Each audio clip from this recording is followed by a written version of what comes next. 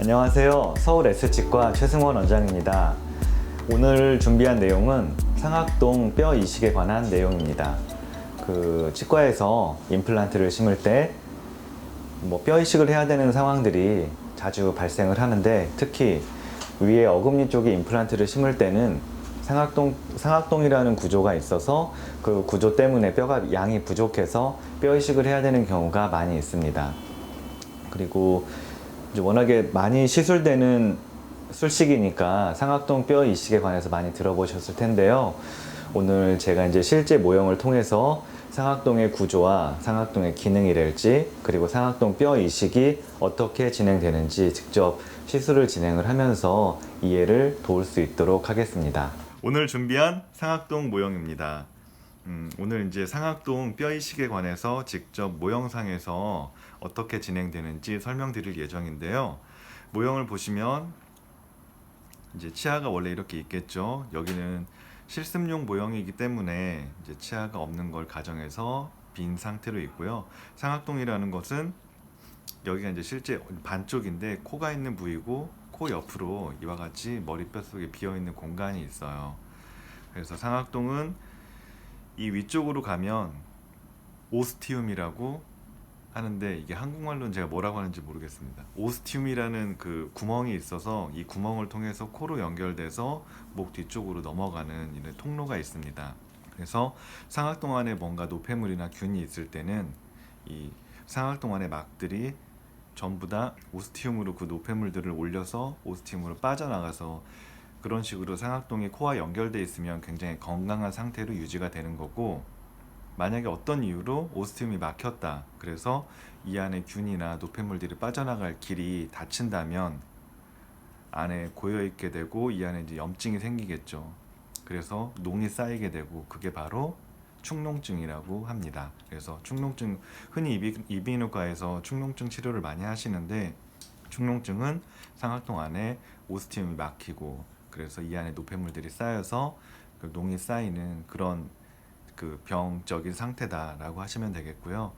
그 상악동 수술의 합병증 중에서 가장 많이 발생할 가능성이 높은 게 바로 축농증인데, 뼈 이식을 하는 과정에서 뼈 이식제가 이 막을 뚫고 지나가서 오스티움을 막게 되면, 인위적으로 뼈 이식제에 의해서 오스티움이 막혔을 때 이제 안에서 그 상악동 수술로 인한 부작용으로 이제 축농증이 생길 수도 있는데, 그런 경우에 이제 이비인후과에서 내시경 치료를 통해서 해결을 할 수도 있습니다. 어쨌거나 상악동에 관련된 내용을 말씀을 드렸고요. 그 상악동에 뼈 이식을 할 때에는 이제 상악동은 보시는 것처럼 상악동 내부가 이와 같이 얇은 막으로 둘러싸여 있습니다. 그래서 상악동에 뼈 이식을 하기 위해서 임플란트를 심으면서, 아니면 옆에 창문을 열어서, 두 가지 방법으로 뼈 이식을 진행을 하게 되는데, 먼저 그 실제 뼈 이식이 어떻게 진행되는지 제가 직접 시술을 하면서 설명을 드리겠습니다. 자, 오늘 실습을 도와줄 기구들인데요. 이거는 이제 그 서지컬 키트라고 써 있죠. 네오라는 거는 임플란트, 여러 가지 임플란트 회사 중에 한 곳입니다. 그래서 네오바이오텍이라는 곳의 그 수술 키트고, 이제 이것들은 이제 임플란트를 심는데 사용되는 기구들입니다. 옆으로 보시면 이렇게 다양한 종류의 드릴들이 쭉 있는 것을 볼 수가 있고요. 보기만 해도 무섭죠. 이게 내 뼈에 구멍을 뚫고 나에게 아픔을 주는 기구구나 라고 생각하면 되게 무서울 텐데, 그런 거는 아니고, 이게 다 안전하게 드릴들이 구성이 되어 있고, 뼈에는 실제로 신경이 막 지나가진 않기 때문에 뼈에 뭔가를 진행을 하는 게 이렇게 통증을 유발하지는 않습니다. 그 다음에 얘는 이제 밑에 SCA 키트라고 써 있는데, 상악동 수술을 할 때 쓰는 기구입니다. 이것도 보면 여러 종류의 그 스타퍼나 드릴들로 구성되어 있는데, 실제 이제 이 기구를 이용해서 어떤 식으로 상악동 수술이 진행되는지 설명드리겠습니다. 먼저 상악동에 뼈 이식을 하는 방법은 치조정 접근. 그 치조정이라는 건 치아가 위치해 있는 그 뼈를 치조제라고 하는데, 치조제의 가장 정점, 그러니까 치아가 없는 부위에 이제 가장 정점, 여기서 이제 임플란트를 심을 텐데, 임플란트를 심는 구멍을 통해서 뼈 이식을 하면서 진행하는 과정을 이제 치주정 접근법에 의한 뼈 이식이라고 저희가 표현을 하고요. 여기는 이제 옆이니까 측방 접근법이라고 표현을 합니다. 그래서 상악동의 뼈 이식을 하는 방법은 뼈의 기존 잔존 뼈의 양이 어느 정도 있을 때는 아무래도 치주정 접근을 하는 편이 그 수술 부위를 넓게 하지 않고 잇몸을 더 많이 찌지 않아도 되고, 수술 부위가 좁기 때문에 그만큼 수술 후의 부작용도 적고 해서 치주정 접근법은 잔존골이 없을 때, 가급적이면 웬만하면 이제 시종 접근법을 쓰는 경우가 많고요. 측방 접근법은 여러 개의 임플란트를 심어야 되는데 뼈가 너무 없을 때, 많은 양의 뼈 이식이 필요할 때, 그때는 어쩔 수 없이 측방 접근법을 사용을 합니다. 그래서 치주정 접근법은 이와 같이 임플란트를 심는다고 할 때 드릴을 쭉 팝니다. 뼈에 이런 식으로 구멍이 생겨요. 이제 실제 입안에서 할 때는 물을 뿌리면서 하기 때문에 이런 뼈가루가 다 이제 흡수가 되겠지만, 지금은 물을 뿌리는 상황이 아니니까 이런 식으로 뼈에 구멍을 내기 시작합니다. 수술 전에는 CT를 통해서 이게 어느 정도 뼈가 있는지 그걸 잘 계측을 하고 진행을 하기 때문에 내가 원하는 만큼만 드릴을 최대한 진행을 하고요. 그 다음에 이제 임플란트를 심기 위해서 드릴을 하나하나 넓혀가기 시작을 합니다. 다음 드릴로 넓혀가고 넓히고 점점 좀 한 단계씩 굵은 드릴로 바꿔가면서 드릴링을 진행을 하게 됩니다. 그래서 임플란트 하나를 심을 때는 보통은 한 3개 내지 4개의 드릴을 쓰게 되는데요. 좀 더 큰 사이즈의 임플란트를 심을 때는 그만큼 드릴을 더 많이 쓰게 되겠죠. 그래서 하나씩 하나씩 넓혀가면서 드릴을 사용을 하고요.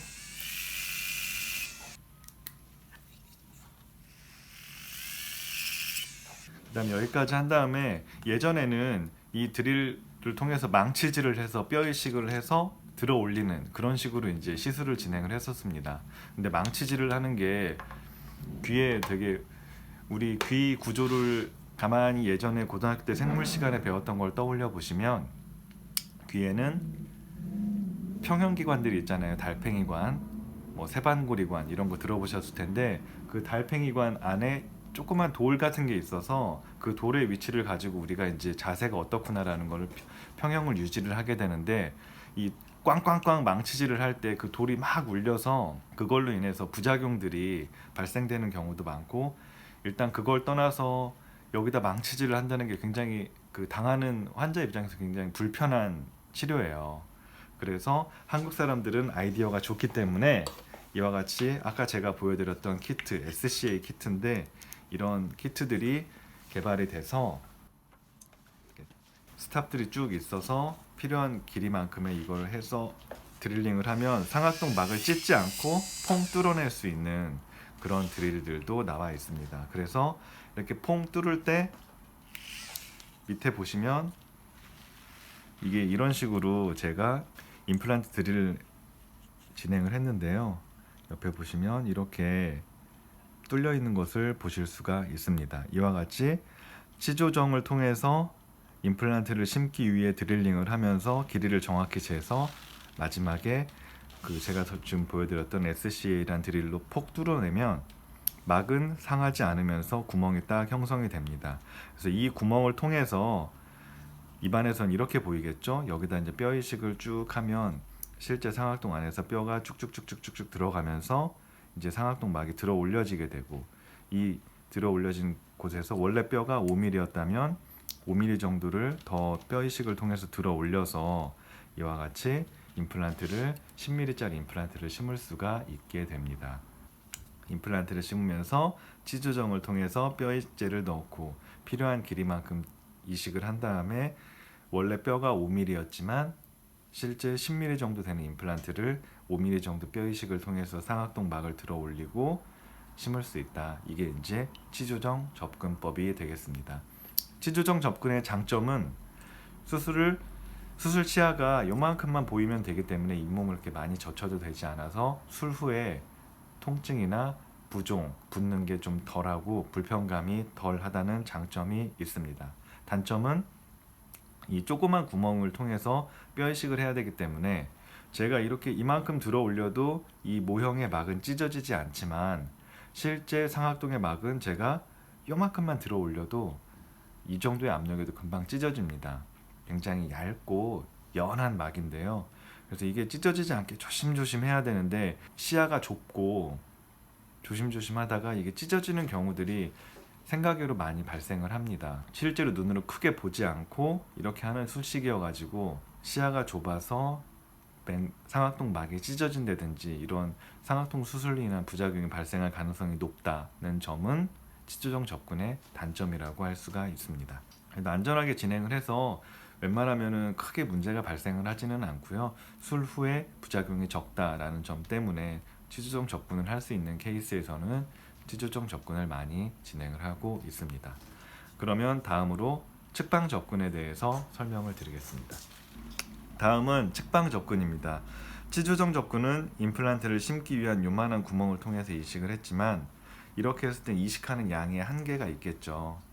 뼈 이식을 많이 해야 되고 또 여러 개의 임플란트를 심을 때는 개당 치조정 접근을 다 진행을 하는 것보단 측방 접근을 해서 한 번에 진행을 하는 편이 시간과 그리고 수술의 안전성 측면에서는 훨씬 장점이 있습니다. 측방 접근은 잇몸을 좀 더 위로 열고 이와 같이 동그랗게 뼈 이식을 위한 저희가 이제 속칭 윈도우라고 부르는데요. 창문을 이와 같이 형성을 합니다. 이렇게 갈아내다 보면 상악동 막이 조금씩 보이기 시작하는데요.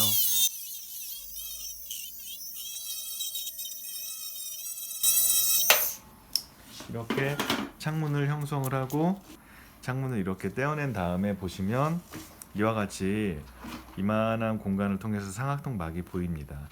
이 상태에서 저희가 쓰는 기구를 이용해서 상악동 막을 이렇게 들어 올리기 시작합니다.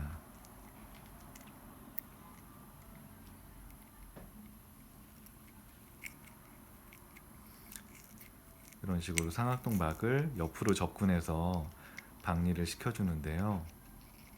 이렇게 하게 되면 좀 큰 구멍을 통해서 시야가 충분히 확보가 되고 이렇게 넓은 구멍을 위에서 봤을 때는 측방 접근을 했을 땐 이와 같이 이렇게 넓은 부위에서 상악동 막을 들어 올릴 수가 있습니다. 아까 치조정 접근에서 했던 경우와 비교하면 측방 접근을 했을 때는 훨씬 이만큼을 더 들어 올릴 수 있으니까 그만큼 뼈 이식도 많이 진행을 할 수 있고 충분히 진행을 할 수가 있습니다. 그래서 수술을 하는 측면에서는 결과가 확실하고 또 큰 창문을 윈도우를 형성을 해서 수술을 진행을 하기 때문에 아무래도 조그만 구멍을 통해서 했던 거에 비하면 시야가 좋아서 막이 찢어지거나 그럴 가능성이 조금은 줄어들겠죠. 그리고 말씀드린 것처럼 많은 양의 뼈 이식이 용이하기 때문에 수루 결과나 엑스레이 상에서는 결과가 훨씬 좋습니다. 다만 측방 접근은 수술 잇몸을 좀 많이 째야 되기 때문에 술 후에 좀 붓기가 있고요. 아무래도 술 후에 이제 통증이 좀 심하다는 단점은 있을 수가 있겠죠. 하지만 세상사 모든 것들이 다 일장일단이 있기 때문에 치조정 접근과 측방 접근 저마다 그 장점과 단점이 충분히 이해가 되시리라고 생각을 합니다. 그래서 뭐 한두 개 심을 때는 또 잔존골이 어느 정도 있을 때는 치조정 접근을 주로 하게 되고 만약에 3개 이상의 임플란트를 심어야 된다거나 잔존골이 잔존골이라고 하는 것은 이 상악동이 내려와서 여기 이만큼의 뼈의 두께인데요. 남아있는 뼈가 뭐 한 1 내지 2mm 정도만 남아있고 상악동에 많은 양의 뼈 이식이 필요할 때는 보다 확실한 결과를 위해서 측방 접근을 이용해서 수술을 하게 됩니다. 오늘 이제 모형을 통해서 상악동 뼈 이식이 어떻게 진행되는지를 설명드렸습니다.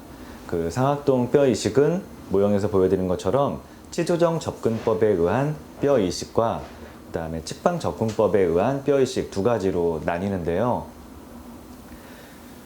제가 시술을 하면서 설명드렸지만 아무래도 수술을 할 때 잇몸을 적게 열고 최대한 덜 침습적으로 진행을 하면, 이제 침습적이라는 말은 이제 저희가 수술을 할 때 아무래도 조직에 상처를 좀 덜 주고 잇몸을 여는 것도 좀 덜 열고, 복강경 수술 같은 걸 예를 들면 예전에는 수술을 할 때 배를 열어서 수술을 했다면 그런 거는 이제 보다 침습적인 수술이 되겠고요. 복강경을 조그만 구멍을 두 개를 뚫어서 양쪽에서 시술을 한다면 그거는 이제 덜 침습적인 시술이 되겠죠. 덜 침습적인 시술은 술 후에 이제 잘 성공이 된다면 부작용도 적고 아무래도 통증이나 부기가 적다는 장점이 있겠지만, 단점은 아무래도 배에 뭔가 수술할 때 직접 열어서 확 펼쳐놓고 시술을 하는 것과 그 복강경이라는 제한된 시야를 통해서 시술을 하는 거는 아무래도 그 시술 내용에서 차이가 있을 수밖에는 없잖아요. 그 치주정 접근법도 마찬가지로 덜 침습적이지만 그 조그만 구멍을 통해서 조심스럽게 뼈 이식을 해야 된다는 그런 부분들은 단점이 될 수가 있고, 또 뼈 이식의 양도 아무래도 측방 접근법에 비하면은 뼈 이식의 양이 좀 적을 수밖에 없습니다. 하지만 덜 침습적인 시술에는 또 그것만큼의 장점이 있기 때문에 가급적이면 치주정 접근법으로 되겠다 싶은 것들은 웬만하면 그렇게 진행을 하고 있고, 이제 측방 접근은 꼭 필요한 경우에 이제 시술을 하고 있습니다. 주변에 상악동 시술을 하고 많이 붓는다든지 멍이 든다든지 이런 분들 얘기도 간혹 치과에서 이제 하시는 분들이 계시는데, 아무래도 이제 측방 접근법으로 시술을 하게 되면 아무리 빠른 시간 내에 조심스럽게 시술을 하더라도 기본적으로 잇몸을 여는 양이 크기 때문에 술 후에 붓거나 멍들거나 이런 부분들이 어느 정도는 발생을 하는 것을 볼 수가 있습니다. 하지만 부기라는 거는 이제 시술 후에 보통 이틀째까지가 제일 심해지고요. 3일째 되는 날부터는 대개는 이제 부기도 점점 빠지고 많이 회복이 되는 경향이 있기 때문에 대부분 제가 이제 시술을 하고 쭉 지켜보면 아무래도 붓거나 이런 것들은 좀 불편하실 수가 있지만 그래도 큰 불편 없이 잘 아물어가는 모습들을 볼 수가 있었습니다. 오늘 제가 설명드린 내용들이 상악동 뼈 이식, 치주정 접근, 측방 접근 이런 것들에 대한 내용들이 잘 이해가 되셨기를 바라고요. 다음에도 또 좋은 내용으로 찾아뵙도록 하겠습니다. 시청해 주셔서 감사드립니다.